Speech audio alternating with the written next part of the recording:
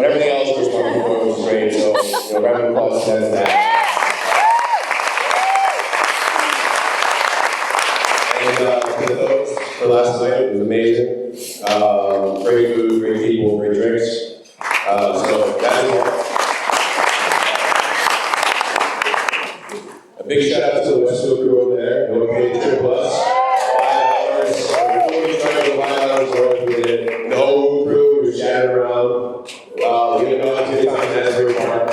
Some of you know, for the bachelor party. So let me get into the regular schedule program. So Big Daddy T, Thode, my best friend. I have names, some of the other ones in this kid. But the funny thing about me and Ted is that if it wasn't for Ashley, a high school friend who's faded in our lives, I would not be standing up here today. I remember walking up the driveway at one of those small high school parties we used to have, maybe like a 6-pack and 12 of us drinking a half a beer each in the backyard. And I heard this booming voice from the background. in the backyard. I fully expected to turn that corner and see a 6'8", 320-pound man talking about how he protected his quarterback's blind side. Instead, I saw Edward Morgan Thode, the announcer of the WHS girls basketball team. The only thing I knew about this kid at the time was that he had his own website called TeddyThode.com. I'm not sure if the URL still works, but someone please Google it and let me know what I'm doing. I'm serious. Dyer or somebody. After hanging out a bit more at about 15 Thode basement poker games that were famous over high school, we quickly became friends. The funny thing is now, when I tell my best friend is a minister, people who know me know I have a penchant for partying. You don't necessarily associate a party animal with the man at the church. Somehow we make it work. And this isn't any old minister out there, this is Reverend Thode. Let's give him a round of applause.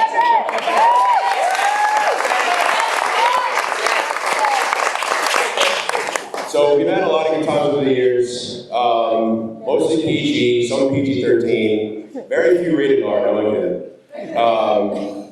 Trips from the Kentucky Derby, we drove, 17 hours with a couple of buddies at the Kentucky Derby, rushing the court at the Temple game after they beat Tennessee, we were sitting courtside. We talked about this last night, we went to Philadelphia and saw the demolished Veterans Stadium. All awesome times. We also coached the church basketball team together, where we lost in the finals because we were exhausted after not sleeping all night. But I look forward to a lot more of these experiences in our future. One of my favorite stories about Ted has to do with Halloween at Princeton Seminary. So my wife Caitlin and I decided to go down there one Halloween to see how the students of the Lord party. Needless to say, Ted took it up a notch. I believe I showed up in nurse scrubs and Caitlin was a sailor, laying costumes we grabbed last minute from my parents' house. We walked into Ted's room. He had about 5 bags of Huggies sitting on his bed. Huggies diapers. Immediately triggering us to ask a lot of questions. We found out fast he was not having a baby boy, he was dressing up as one. Some people may not necessarily go shirtless and pantsless to a seminary party wearing only about 6 adult diapers. That's definitely. We walked into the party and Ted got a roaring ovation. Everyone loved it, pictures were taken everywhere he turned, and he was immediately the life of the party. I must say it took some guts, but that's just a microcosm of what Ted is all about. All jokes aside, I have to take a moment to talk about just how proud I am of Ted. He's been through a whole lot in his life, more than I can even imagine.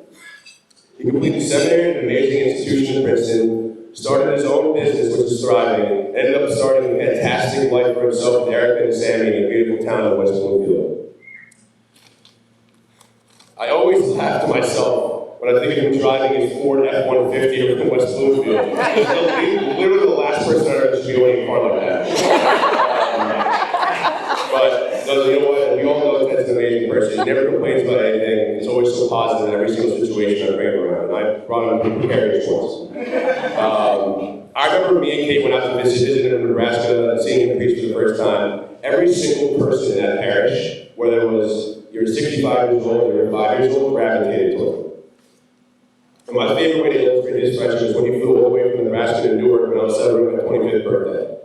He didn't tell a single soul, which is definitely for the better with the way things spread amongst our friends. Flew away, rented the car, and drove to the bar we were at. When he walked in, I was getting myself a drink. and did a triple take when I saw him. I must say, after seeing him selling burnt DVDs and hustling tickets all over the tri-state area, I never thought he'd end up where he is today. I tip my hat to you, Ted, and I can sincerely say I look up to you in so many different ways. You put everyone around you before yourself, and one of the major voices of reason in my life. Your mother would be so proud of the person you become. Shifting gears into how I found out about Erica. So, right before Ted took a job out in the thriving metropolis known as Charlevoix, which Dr. Brandt already mentioned, I threw him a little surprise party at my parents' house. We had a good turnout in a few too many years, which led to Ted doing his patented shirt dance. On my parents' hot tub at 1 in the morning. Before we got to that point, I remember him saying and texting a few times and asking who it was. He said he met a girl at the wedding he was just at. Slowly but surely, I started to hear more about Erica every time we spoke. I thought to myself, any girl who would fly out to Scott's Bluff more than twice in a year is an absolute keeper. When I first got to meet her, I immediately realized my Ted was falling in love. Erica is a beautiful, vibrant personality who mixes in a perfect amount of Midwestern charm on our East Coast crew. She somehow puts up with all Ted's antics with a smile and lets him be himself, which cannot be understated. We have become pretty close for the past few years, going as far as co-planning a surprise trip to Detroit for Ted's 30th birthday. And I was going to say something about how awful his reaction was when we walked into the restaurant. Me and Caitlin flew, Mrs. Brandt picked us up, I walked in, and Ted was like, we walked into the room, and like, usually people are like, oh my God. He's like, you had to be there still. But during this trip, she was a gracious tour guide, taking us all around West Bloomfield and Detroit, and watching me and Ted play blackjack for an hour and winning a quick $50. The cherry on top of the Sunday, when I walked up to the second floor of the house, I see a room dedicated to wrestling figures. And I was like, is this going to work? And how on earth is Eric put up with that? So she and my wife became fast friends, bonding over reality TV, mainly the Housewives and whatever shows that Andy Cohen continues to roll out. But in all seriousness, this guy is one of the biggest hearts I've ever come across in my entire life, and deserves a phenomenal partner in his life. And he found someone that matches his heart and his zest for life. I'm honored to be up here speaking with everyone. I'm excited for what the rest of the night brings. Everyone raise your glass to the best kid in the entire world and his new bride.